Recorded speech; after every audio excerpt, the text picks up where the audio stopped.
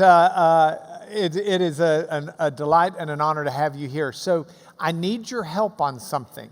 If you're on the internet, I need your help on something. In next Sunday, it starts for some spring break. And that's a delightful time that makes us want to shout with joy.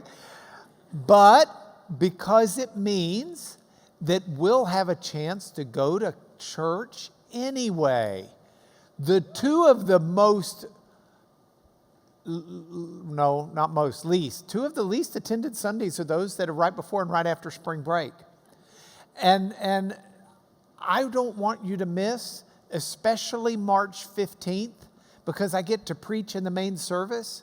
And so you got to show up, or it's going to be me talking to Becky and Mom, and they've heard everything that I've got, and it's just going nowhere. No, seriously, during spring break, it's a great time if you know people are coming into town for you to invite them to come.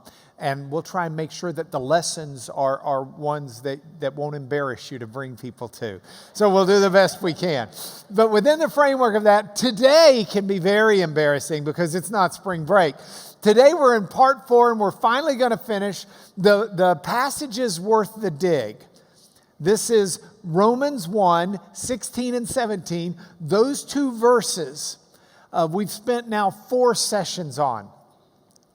Is my older sister Catherine here today, or she's teaching the 2-year-olds? I think she teaches them. Well, when we were growing up, we used to get these little paint by number kits.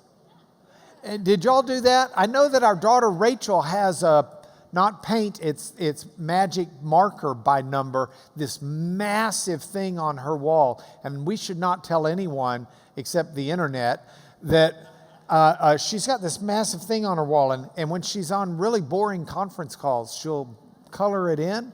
And she learned that from another lawyer named Jane Conroy, and it's a really good trick. I don't do that because I'm not really the artistic type. You'll be able to tell by what's going on behind me. I had trouble painting in the lines.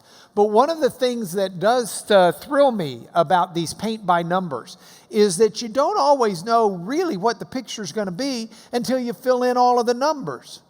You can't just do the orange. You can't just do the yellow. I mean, you can think, oh, yellows are likely bananas once you start figuring out it's a fruit bowl. But you've got to kind of fill in all of the different numbers if you're going to know what it is. And that's the way with a lot of things that we approach in life. It's certainly the way of a Bible passage like Romans 1, 16 and 17. There are lots of parts to that passage. And we've spent multiple Sundays studying different words in different parts of the passage to then try and put it together. Remember, Romans 1, 16 and 17 are the theme verses for the entire book of Romans. So within that theme, we've broken it apart already. We've already looked at various words. But we've got one more word we need to consider. And then we'll have the entire fruit bowl in front of us, and we can enjoy it for the fullness of the picture. Look again at the passage. Here's the word that we're looking for. I'm not ashamed of the gospel. Now, gospel for Paul, you'll recall, if you were not in this class, I've got my friend Eric Holland visiting from St. Louis. And he was not in the class, though he's read the material. Gospel, when Paul uses that word, is referencing a historic event of great importance to all of us. When Paul says gospel, he's talking about the great news that Jesus Christ died the death we should have died. He died on our behalf for our sins. That's the great news. So Paul says it doesn't shame me that Jesus has died for my sins. Jesus dying for sins is God's power to save everyone who believes, Jew first, also the Greek. For in it, in the death of Christ on the cross, God's righteousness is revealed. We looked at righteousness, that Greek word dikaiosune. It means that God has declared us not guilty. In the great cosmic courtroom, the final and ultimate judge has said, those for whom Christ paid the penalty on the cross for their sins are not guilty. They are righteous. From faith to faith. As it's written, the righteous, those not guilty, live by faith. Now, the word that we've not touched, that we need to finish to make our fruit bowl completely painted in, is the word faith. And if you were to put faith on a shelf and look at the things that surround faith, in history and in philosophy and in theology, there are a number of things that are up there on the shelf with faith that are worthy of our attention. I want to especially look at 3 today. I want to look at a Danish philosopher named Søren Kierkegaard. He lived in the early to mid 1800s, and he had a lot to say about the issue of faith.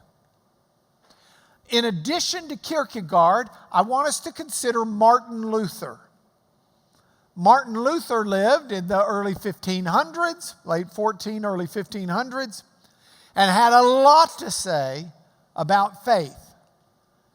And then third, I want to talk to you about a gentleman that doesn't get as much attention, but if I tell you the truth, he may be my favorite Christian author of all time outside the Bible.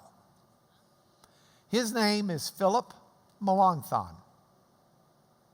And we'll talk about him today as well. But let's begin with dear Søren Kierkegaard. Now, Søren, that's the statue of him that's up in Denmark, Copenhagen. Søren, bless his heart, is dead. Now, I don't like to speak ill of the dead. It's just a general rule. Not that I believe they can come back and haunt me, but I just don't want to do it just in case. No, I'm joking. They can't defend themselves. Doesn't seem fair to me to speak ill of the dead. I'm about to speak ill of Søren Kierkegaard. So before I do that, I'd like to cut him some slack, okay? First of all, 1813 to 1855. That means he was around 42 when he died. How many of you are younger than 42? We have an old class. Thank you, Jonathan. We have a few, okay? And we have tons on the internet, I have no doubt. Here's the deal. By the time you're 42, you haven't necessarily gelled with all of your ideas yet, even though I long to be a teenager again, because when I was a teenager, I knew everything. But now, or at least Mom says I thought I did. But now that I've grown up, I've realized that I've changed in my understanding over the years. And so it's fair to cut him some slack, because he everything we're going to talk about him saying, he said before he was 42. I also want to cut him some slack because he grew up in a really tough home.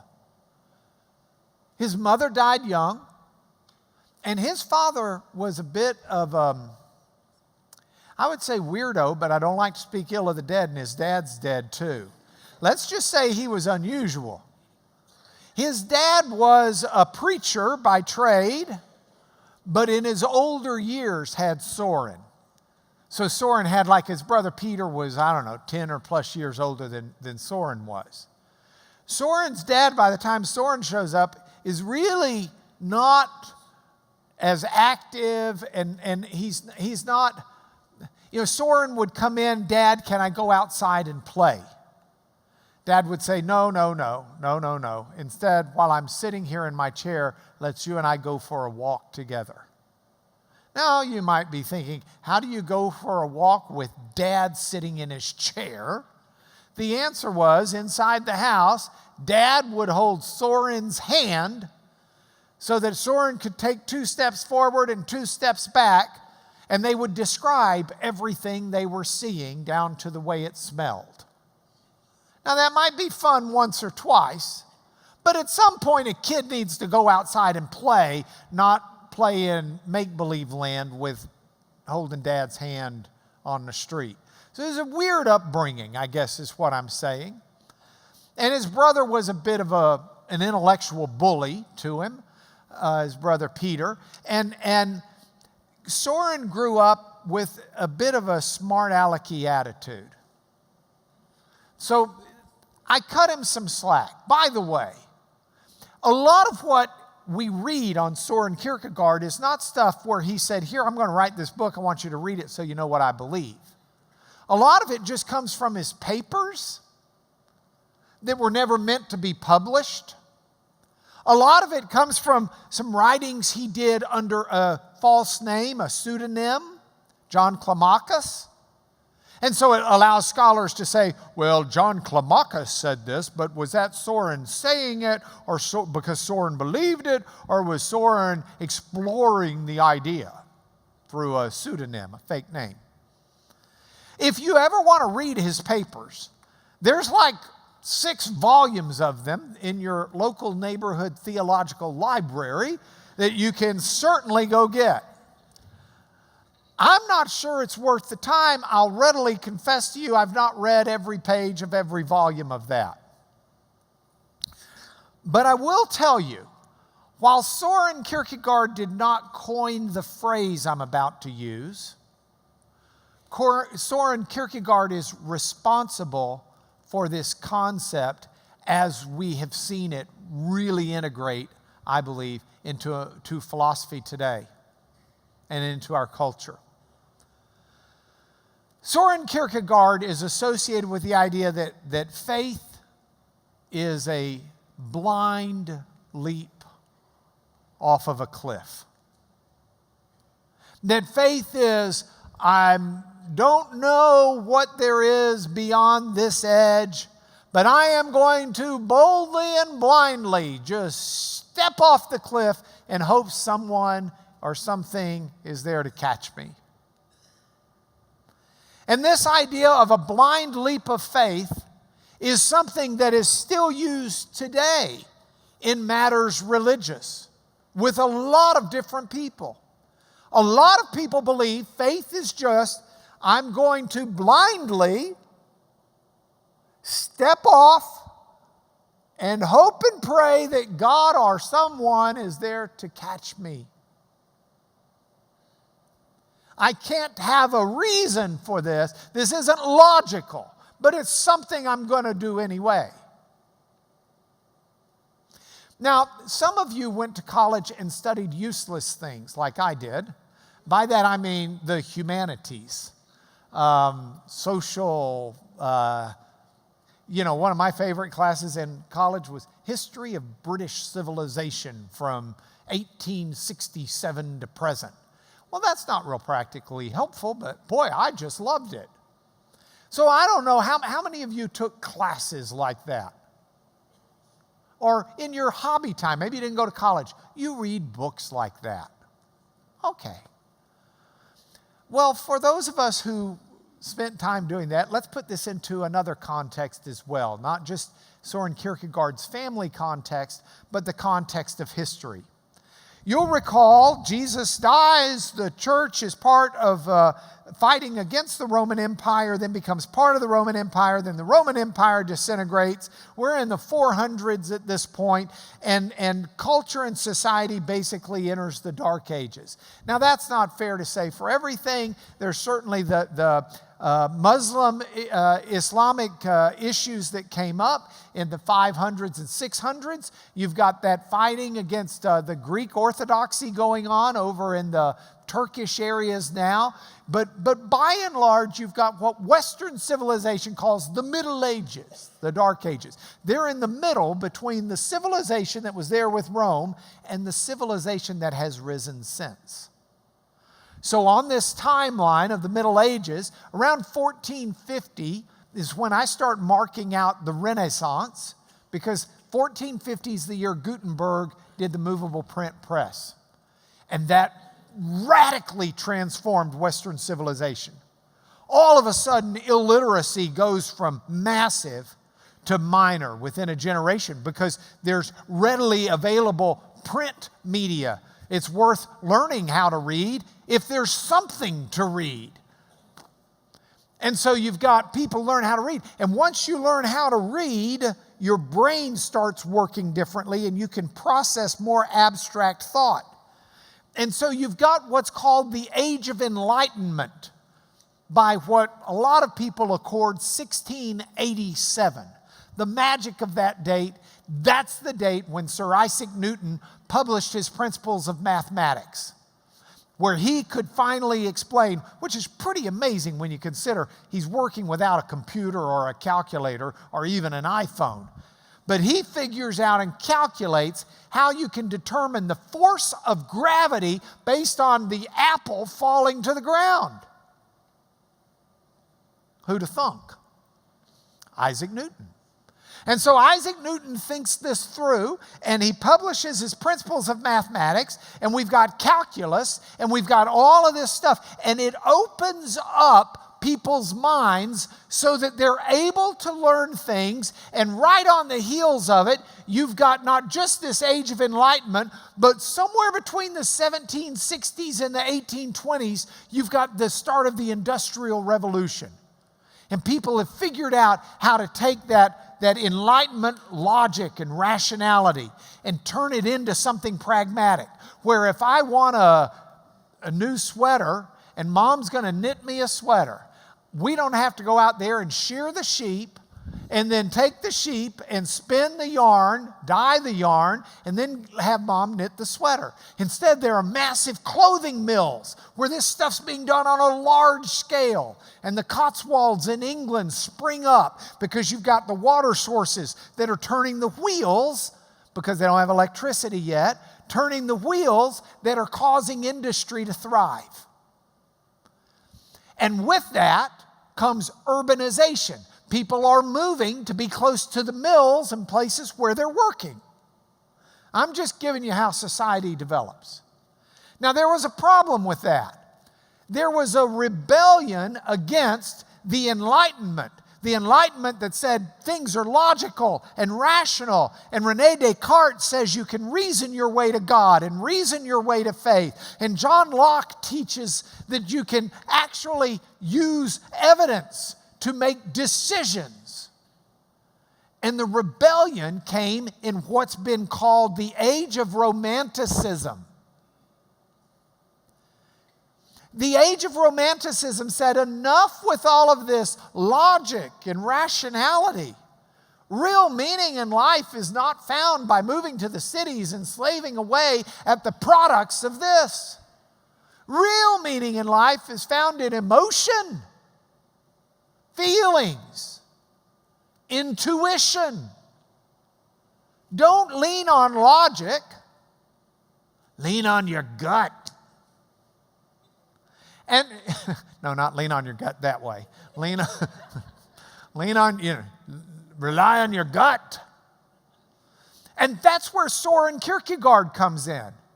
He's part of the Romantic movement that's rebelling against the logic and rationality that's created urban sprawl and everything else.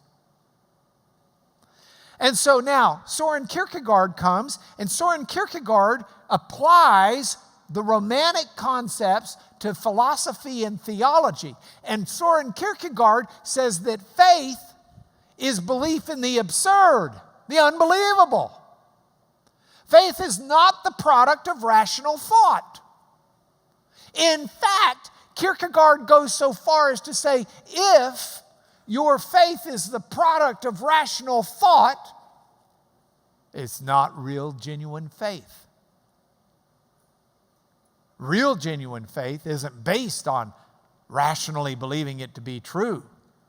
It's just based on accepting it from God with no rationality at all. It's an absurdity that you choose to believe.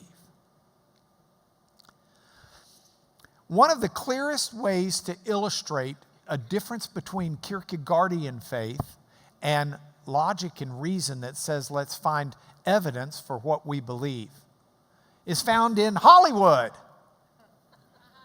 Miracle on 34th Street, a movie that's been made multiple times. In the original, starring Maureen O'Hara and John Payne, the plot is laid out. There's a bum on the streets of New York named Kris Kringle, and he gets basically set up at Macy's to be the Santa Claus, seasonal Santa Claus for Macy's. And a girl finds him and believes in him, and there's fussing about Gimbels and Macy's and all of these subplots going on. But by the end of the movie, the question is this Kris fella really Santa Claus or not? He claims to be. If he is, then God bless him, go out there and be Santa Claus. If he's not, then he's going to the psych ward because he's non-compos mentis, not mentally competent. And so he's on trial.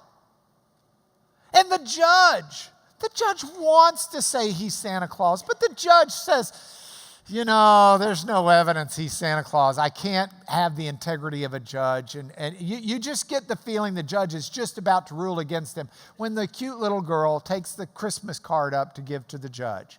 The judge opens the Christmas card and he sees the dollar bill inside the Christmas card. And on the back of the dollar bill is circled, "In God We Trust." Right? No. That's the different one. What happened in the first one is the post office has got all of these letters addressed to Santa Claus. And someone in the post office gets the bright idea, well, Kris Kringle says he's Santa Claus. Let's take him and give him to him. And so they dump all of those letters on Kris. And the judge says, hey, if the U.S. Post Office has said you're Santa Claus, that's evidence enough for this court. There is evidence you are Santa Claus. It's been recognized by the U.S. Post Office. Boom. And it works. Kris Kringle is Santa Claus. But not so on 34th Street, Part 2. In 1994, the movie gets remade, and it's not the post office this time. It's not, here's a whole bunch of letters showing Kris Kringle as Santa Claus. This is the one where the little girl does go to the judge and give him the Christmas card, and he opens it up, and there's the dollar bill, and on the back is circled, "In God We Trust." And the judge says, if the U.S. Treasury Department can believe in God when there's no evidence of God, I can believe in Santa Claus. And there is a blind leap of Kierkegaardian proportions that is expressed in that movie. The idea being people who believe in God believe for no reason at all. They just blindly accept it. So on that same basis, I'll accept that Kris Kringle is Santa Claus. There's as much validity in the two, according to the movie. So this is a good example of the different ways of seeing this. Is the decision based on evidence, or is the decision without evidence? That's what Kierkegaard has injected into our system today. Now, I put Martin Luther on the shelf as well. What about Martin Luther? I don't have a lot of dings to say about Martin Luther, but I do have a little small ding. Luther was absolutely brilliant on understanding that we are saved by faith alone. That it is faith that gives us the access to the cross of Christ on our behalf. Luther explained that. Luther used Paul's letter to the Romans to great end with that. But Luther then turns to James, the book of James. And Luther's like, James indicates something different. James seems to indicate that you're not saved by faith alone. If we go to James, James says, you see a person is justified by works and not by faith alone. That a person is, this is dikaiosune, a person is declared righteous. A person is made righteous, not by faith alone, but by works, by what you do to earn it. And so Luther's very upset about this. Luther doesn't understand that this is eusi, orao in the Greek. You see by your eyes. You know, it's like this. Mel's down here on the front row. If I said to Mel, I would like you to look and see my faith. See the faith in my heart. Well, Mel doesn't have x-ray vision to get past my rib cage. And if he did, he'd just see this kind of purplish thing going blum, blum, blum, blum, blum, blum. And the idea of there being faith is not something he can see. God can see our hearts, but he can't. So he's going to be able to see my right standing before God, not just by my faith, but he will see it by what I do. Jesus said the same thing. By their fruits you shall know them. That's how we see things. We see things by that. That's our evidence. That's our thermometer. We know it's hot because we look at the thermometer and it says 100 degrees. Now, the thermometer saying 100 degrees is not what made it hot. But it's how we know it's hot because that's what we can see. So Luther doesn't get that. If we go back to the PowerPoint, Luther reads James and he's just all upset. When Luther translated the Bible into German, he bumps James to the end of the Bible. Takes it out of order, puts it at the end, says, I'm almost not even going to put it in here. He calls James an epistle of straw. So Luther's got maybe the right idea of what faith is, but a limited idea of what James was saying in his book. Now, we're going to pause. We've got 25 minutes left in class. Now, if that makes you moan and groan because you're thinking, I can't stand it that much longer, I'm sorry. You can quietly leave. But with 25 minutes, we have time for a language lesson, which I just can't pass up because ultimately I am a language nerd. So I've got, where am I? Charles Cross and family, our French missionaries. French, a marvelous language. A language that is a romance language, not just in the sense of French or romantic, but in the sense of the Roman heritage language, Latin. Spanish is a romance language. Romance languages are those languages that have descended by the language tree from Rome. English has elements of Roman languages and Latin languages in it, especially French. But English also has a Celtic origin and a German origin to it. Very different than the Roman origin. So English is kind of a conglomeration. It's the Heinz 57 with 57 varieties of languages that make it up. Now, interestingly enough, some of the French words that we have in our language have given us extra vocabulary. So when William of Normandy invaded England, the Norman invasion was 1066. Normandy is northern France. So he comes from northern France across the English Channel, and he conquers England. And so the throne is inhabited by Normans. And while English is the common language, French is actually spoken for several hundred years in the court of England.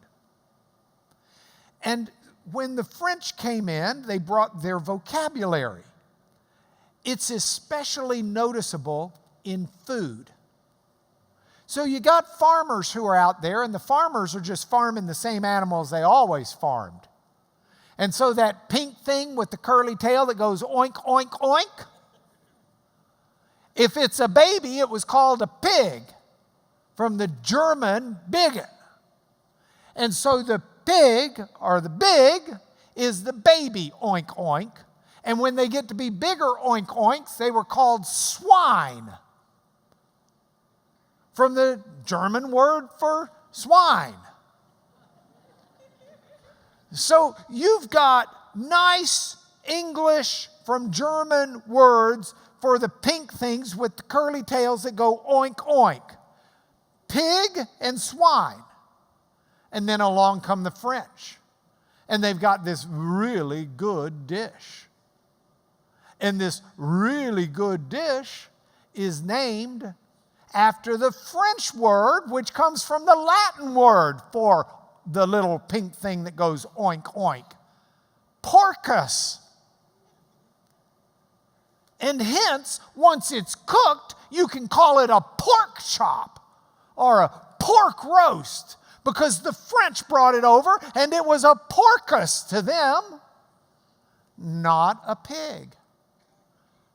And so today, you don't go into a restaurant and say, I'm going to have the pig chop.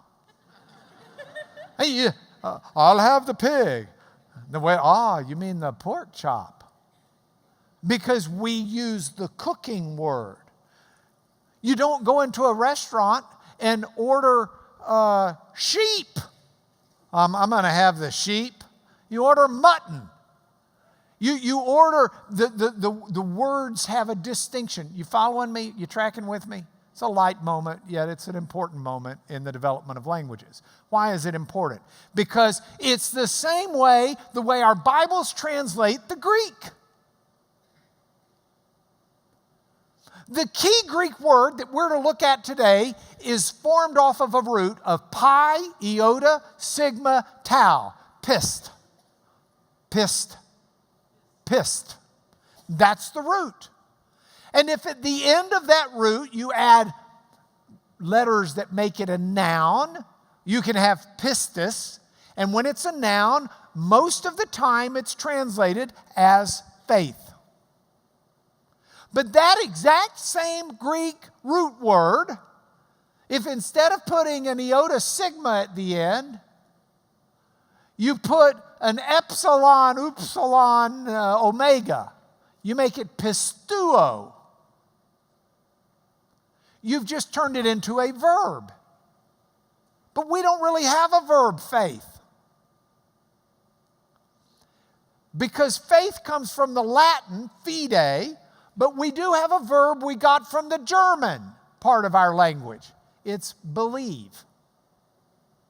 So in our Bible, when we read the verb believe in the Greek New Testament, it's almost always the exact same word as what we read with faith. It's just the verb form instead of the noun. You with me?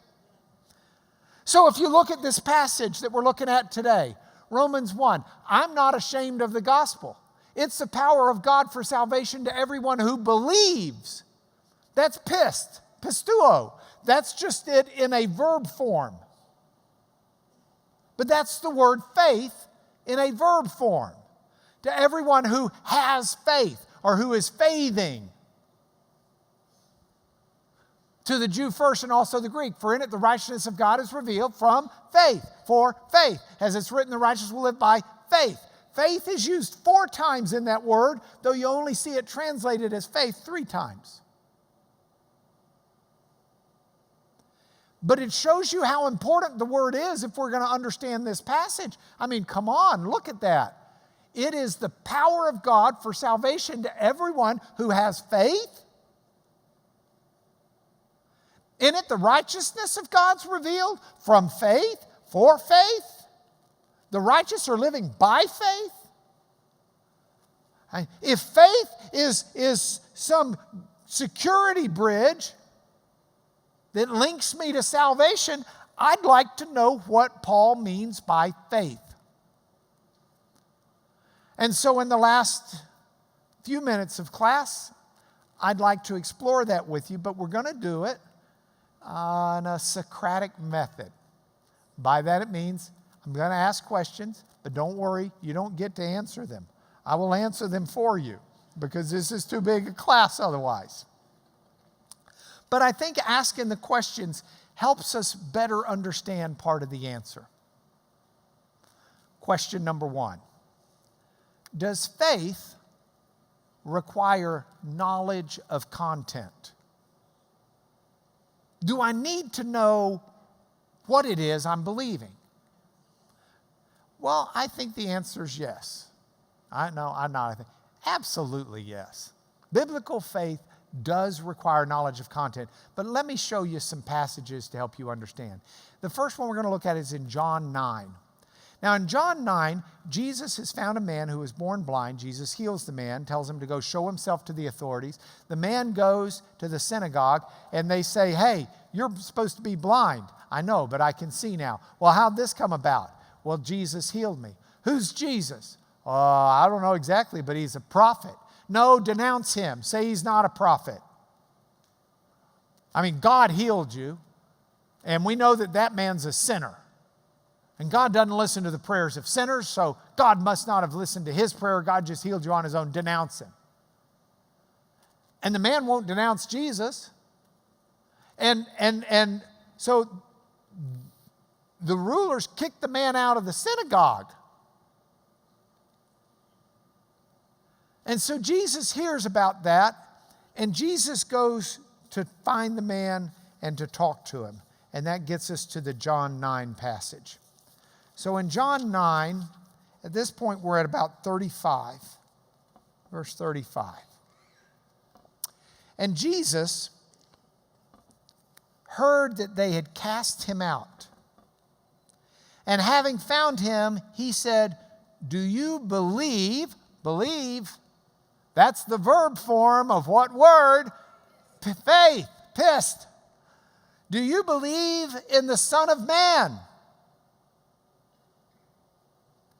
The blind now seeing man said and answered, who is he, sir, that I may believe in him? I need content before I can believe. I need to know who it is. Before I can have faith, before I can trust, I need to know who it is that I'm supposed to be trusting. A second passage, I'll put it on the PowerPoint real quick, is Psalm 9, verse 10. I use this passage a lot to teach what the Hebrew and Greek idea of name is. So you've heard me use it before in this class, but I want to use it in a different sense now. Psalm 9, verse 10. The Lord is a stronghold for the oppressed, a stronghold in times of trouble. Those who know your name put their trust in you, for you, O Lord, have not forsaken those who seek you. Those who know your name put their trust, their faith in you. Those who know your name. Now, name was not simply a label.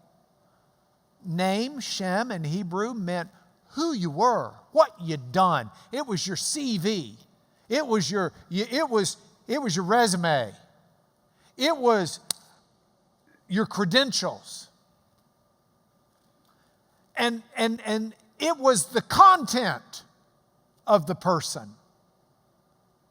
And so the psalmist is saying, those who know the content of who you are, God, are the ones who put their trust in you.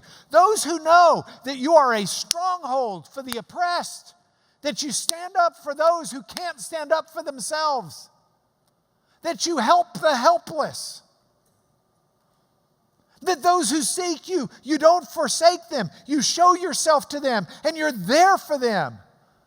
That those who desperately need you when they're about to do their brother's funeral, know that you will be there. That those who are struggling to figure out why they're so alone, know that you will comfort the widow. You will comfort the orphan. You are the husband to the widow.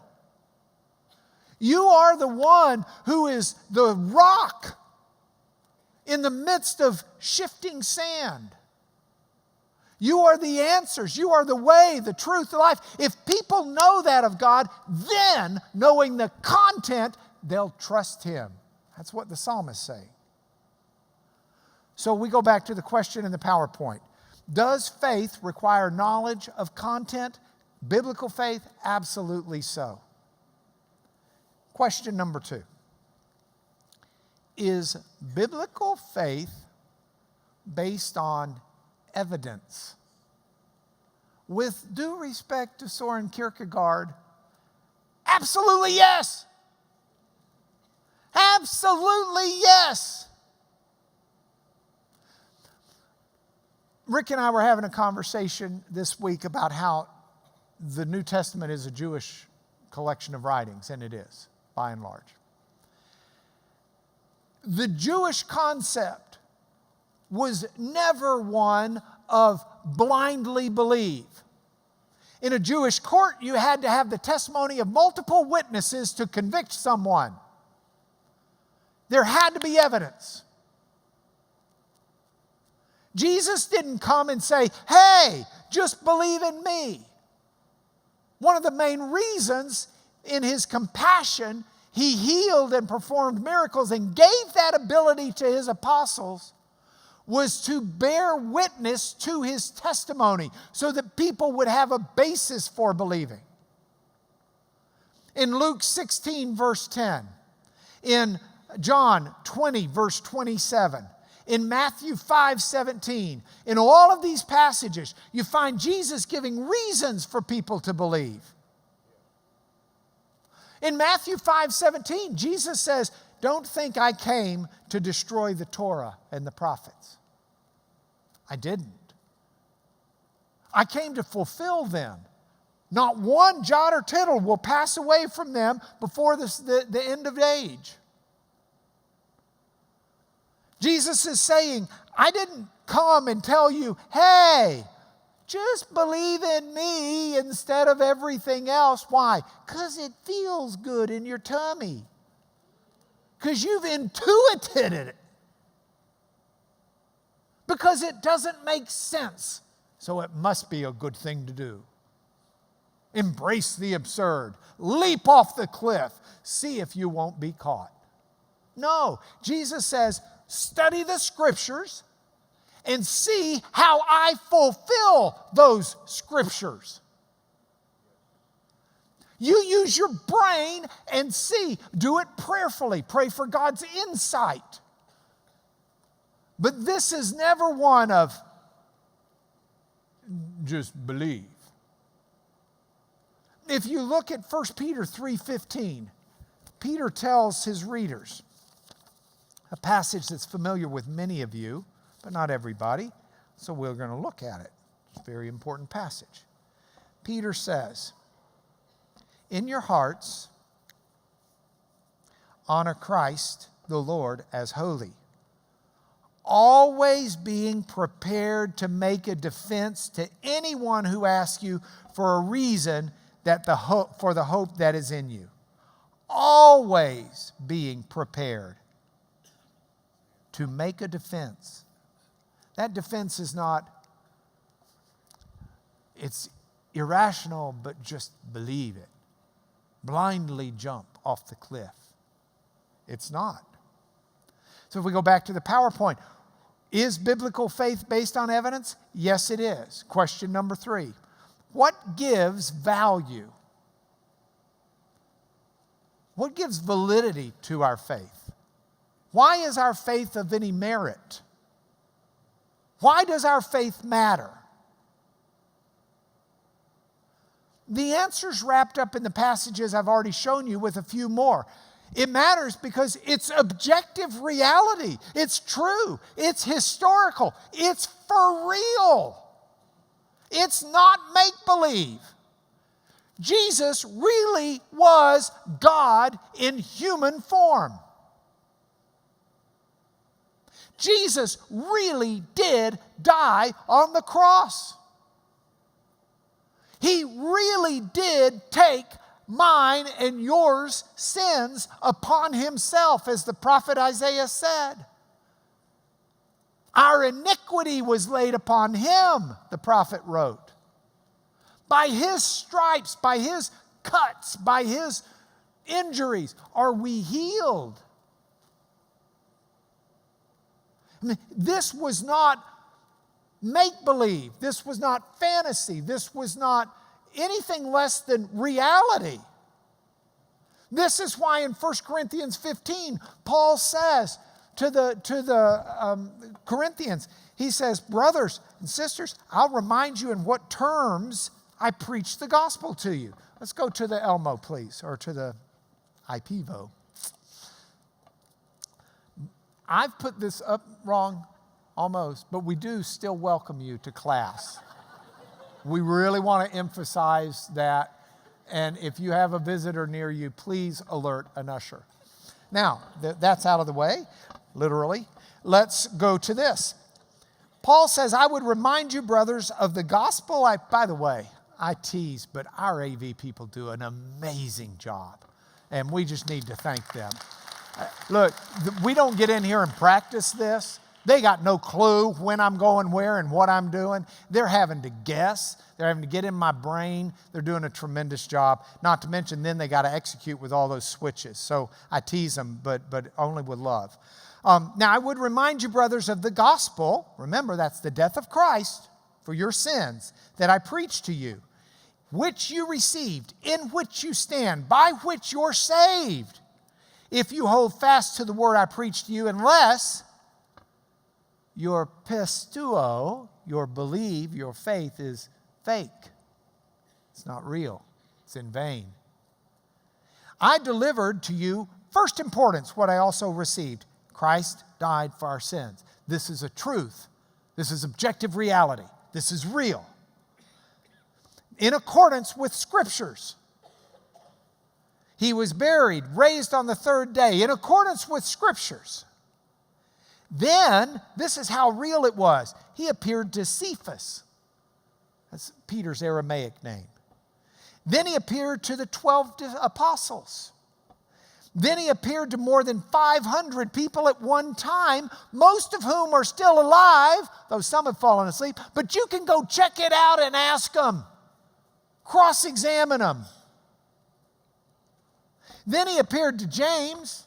Then he appeared to all the apostles. And last, as to one untimely born, he appeared to me. Paul says, check it out. There's evidence behind this.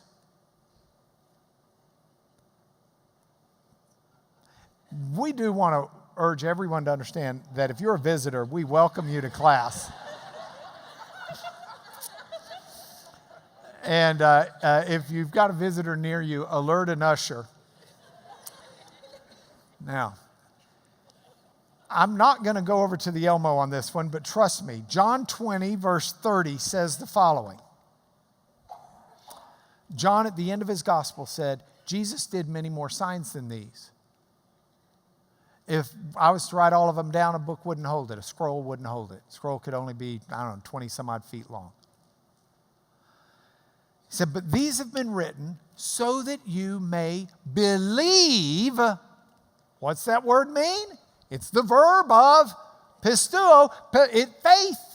So that you might have faith. I wrote down all of these things that Jesus did so you might have faith, to inform your faith, to give you reasons to believe. This is not just some blind thing. Okay, then the question becomes obvious. What's the chief hindrance to faith? Well, there are a number of them, but I want to tell you two that really stand out to me. One is emotional. Rick and I were discussing this the other day. How many Jewish people do not believe in God because of the Holocaust? Here you've got 6 to 7 million Jews at a minimum that were destroyed and killed. And the question becomes, if there's a God, how could he let that happen? And that disguises itself as rationality, because it disguises itself as, explain to me how that could happen if there's a God. And yet, most of those people don't believe in God, never having explored truly the answers to the question, how could that happen? Huge questions, very important questions, big answers, but they don't explore those because they've just got the emotional reaction. One of the most prominent atheists that writes in Christian circles today says he was nominally a Christian until God let something tragic happen in his life. It's an emotional thing, but I'll go a step further and tell you that it's also an unwillingness to do what will happen if you accept Jesus as the Messiah. In John 7:17, Jesus made it clear, if you are willing, you can believe. If you're not willing, John Stott told the story about a fellow who came up to him. The fellow said, well, I don't believe in God. Stott said, now, is it true you're like running around on your wife? Guy was, yeah. Stott said, are you willing to give that up if God is real? Guy said, no. An unwillingness to do what is required of you, in a sense, what faith will move you to do. An unwillingness to do that is as stark an impediment to believing as there can be. So if that's true, then where does that leave us with biblical faith? It leaves us with my buddy Melanchthon. Melanchthon was recruited by Luther. Okay, I'm out of time. I'm sorry. Can I go 4 more minutes? I really have like a 5-minute leeway. Okay, thank you. We'll still make the restaurant. Melanchthon was recruited by Luther at the University of Wittenberg, where Luther was a professor. Melanchthon was recruited to teach Greek there. He was about 10, 12, 13 years younger than Luther. But he walked right with Luther down the Reformation highway and had, I'm telling you, my favorite Christian writer outside of the Bible. So I want you to look at one of his writings, his Loci Communes Theologici Recens Collecti and Recogniti a Filippo Melanchthon. He wrote in Latin. And if you were reading this in Latin, this is his dissertation on some of these issues and talking about faith. And he says, biblical faith has notitia, it's got assensus, and it's got fiducia. Now, because he's writing in Latin, and I've given you way too much English so far, or foreign language so far today for one class, I'm not going to do that to you. So instead, I'll put it into English. Notitia is the Latin word that references this practical knowledge, understanding. It's what you've got in your head. It's content. Biblical faith has an element of content. I know.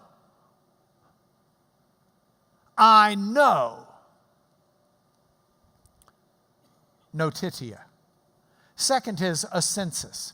Assensus is a Latin word that references an agreement, an approval. I'm persuaded of this. I'm on this. Yes, All right. You see, you can have notitia, you can have knowledge and not agree and approve and be persuaded by it. That's what James is saying.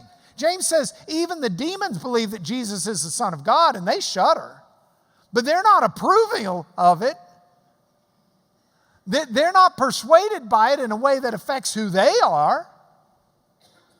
You can know it, but if you're not agreeing with it and approving of it, you're not biblical faith. And there's a third element of biblical faith, fiducia. Fiducia, the Latin verb or noun for that is fides. Fiducia is trust, reliance. And that's part of, in fact, you can translate pist, not just as faith, you can translate it as trust. It's a reliance. And what faith winds up being, and what all of this is in Romans 1:16 and 17, when you put the entire fruit bowl together, are the lyrics to one of my favorite hymns. I know a census,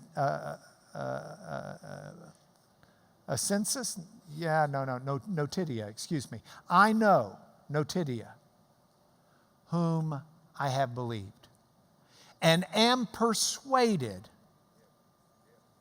a census, that he is able to keep that I've committed to him, fiducia, until that day.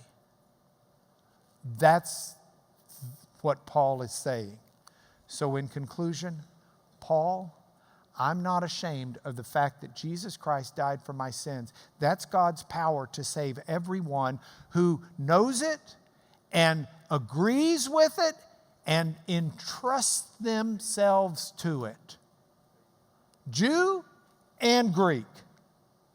In the death of Christ, God's righteousness is revealed from faith, from trust and knowledge and conviction to trust and knowledge and conviction, because we live knowing it, believing and approving in it, and convicted that it's true, trusting in it. And that is what the whole book of Romans is about. Can I bless you in the name of Jesus? Father, thank you for the chance to proclaim your gospel. What a blessing. Father, I just affirm my faith in Christ right now. I affirm an understanding that he died for me, and my deep approval and appreciation and gratitude with that. And Lord, may I trust in nothing less than Jesus and his blood and righteousness as I talk to you directly, the God of all.